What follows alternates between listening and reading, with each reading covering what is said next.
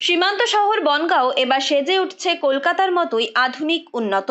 ইতিমধ্যে big Ben ঘড়ি থেকে আধুনিক আলো, ওয়াচ টাওয়ার, নীলদর্পণ ভবন সহ একাধিক মনীষীর মূর্তি স্থাপন হয়েছে।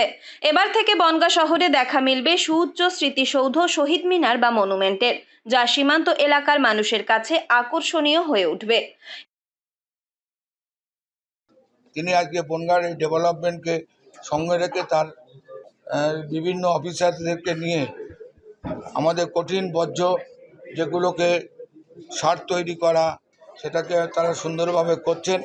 পাশাপাশি বনগাঁয় যে উন্নয়নের কর্মযজ্ঞ চলছে, রাস্তাঘাট, ড্রেন থেকে শুরু করে বিভিন্ন মডেল তৈরি হচ্ছে, তার কিছু অংশ উনি উদ্বোধন করলেন।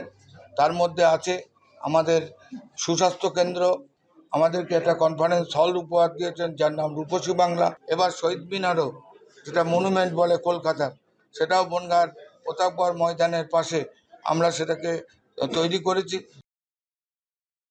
এরই পাশাপাশি স্বাস্থ্য সচেতনতা ও আবর্জনা মুক্ত বনগাঁ গড়ে তুলতে মডেল পৌরসভা হিসেবে একাধিক পদক্ষেপ গ্রহণ করা হচ্ছে। বনগাঁ মহকুমার পাশাপাশি বারাসাত ও বসিরহাট মহকুমার 9টি পৌরসভাকে নিয়ে এলাকা পরিষ্কার ও পরিচ্ছন্ন কিভাবে রাখতে হবে সে বিষয়টি তুলে ধরা হয়।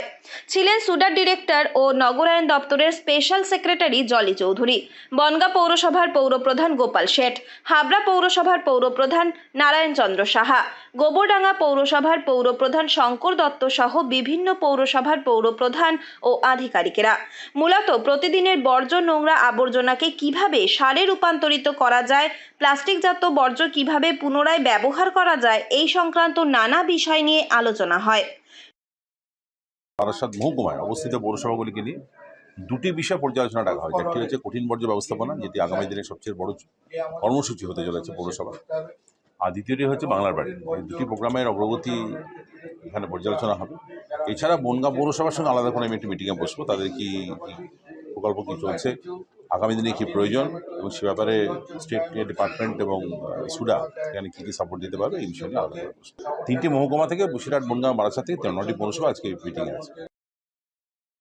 নির্মল বাংলা গড়ার লক্ষ্যে পৌরসভাগুলিকে বিশেষ নির্দেশ দেওয়া হয় সরকারি এই আধিকারিকদের তরফে।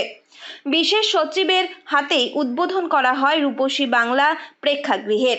এরই পাশাপাশি বনগাঁ শহরের প্রতাপগড় ময়দানে উদ্বোধন করা হয় কলকাতার মনুমেন্টের আদলে নির্মিত সীমান্ত শহরের মানুষদের আনন্দ দিতে এই সুউচ্চ শহীদ মিনারের।